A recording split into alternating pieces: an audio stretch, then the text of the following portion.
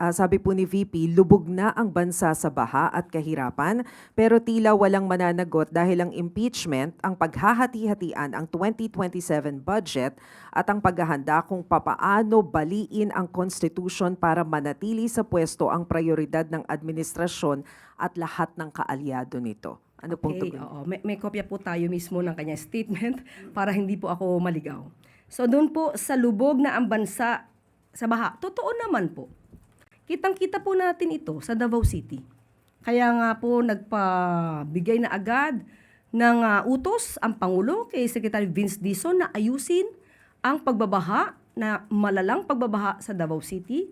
At nakita po ni Secretary Vince Dizon na merong isang proyekto doon na 2019 pa ay hindi naaayos.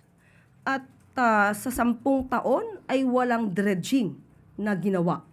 Kaya po, inutos ng Pangulo, agad-agad itong ayusin para sa mga kababayan natin sa Davao City. At kung pananagutan lang din naman po ang pag-uusapan, of course, nagsalita na rin po si Ombudsman Boying Rumulya na magsisimula na rin po sila sa pag-iimbestiga tungkol sa malaking pondo dito sa Davao City at tinuturing na epicenter ng mga flood control projects. Pero, hindi naman po niya ibig sabihin na mayroon na agad na issue ng korupsyon. At nakikipag-ugnay na rin po tayo dahil kailangan na rin pong makita at maimbestigahan. Aking ipapakita ang report dated May 30, 2022 kung saan as of March 2022 ay mayroong 13,917 flood control projects na kumpleto sa panahon ni dating Pangulong Duterte. So dapat po talaga itong makita at nakikipag-ugnayan din po tayo sa DPWH na dapat natin malaman kung ito ba ay numero lamang o totoong mga nag-i-exist. Kasi napakalaking bagay kung ito lahat ay maayos, nagawa ng maayos, kumpleto, dahil makakatulong ito sa problema ng baha.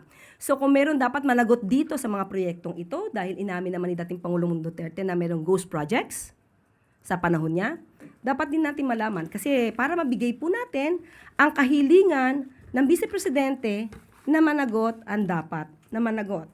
Patungkol sa paghahati-hatian ng 2027 budget, mas maganda pong tutukan niya po ito, lalo-lalo na pagka may BICAM conference. At ang paghahanda kung papaano baliin ang konstitusyon. Sa ngayon po ang impeachment proceedings ay naaayon sa konstitusyon at ito ay parte ng probisyon ng saligang batas upang mapanagot ang dapat na managot. Kung may kasalanan, dapat na mahatulan. At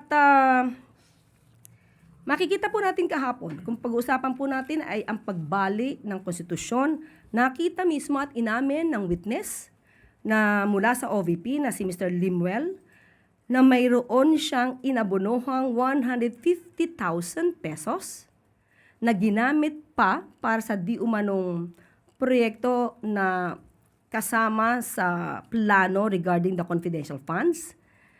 So, may 125 million pesos na hindi pa nakontento at kumuha pa ng additional 150,000 pesos mula di umano kay Limwell or Tonyo. Ito po ay labag sa rules. At pati po yung pagbigay or paggamit ng mga cash or nagkaroon ng cash advancement payments para sa mga obligations incurred o mga obligasyon na nagawa bago pa man ma-receive or ma-withdraw ang confidential funds, ito po ay labag din sa rules. So siguro mas maganda sa ating Vice Presidente na aralin niya po lahat para hindi bumalik sa kanya yung mga ibinibintang niya sa administrasyon. Kasi mas mainam na mas malinis po niya at mapatunayan na ang kanyang opisina ay walang ginawang anumang anomalya. Sinabi kasi dito sa last part na para manatili sa pwesto ang prioridad ng administrasyon at lahat ng kaalyado nito. So can you clarify that? Para manatili sa pwesto ang administrasyon. Para manatili sa pwesto ang administrasyon. Lahat naman ng administrasyon, kahit kaninong administrasyon yan, ay dapat na manatili sa pwesto. So, kaninong administrasyon yung gusto niyang manatili, sinasabi niya manatili?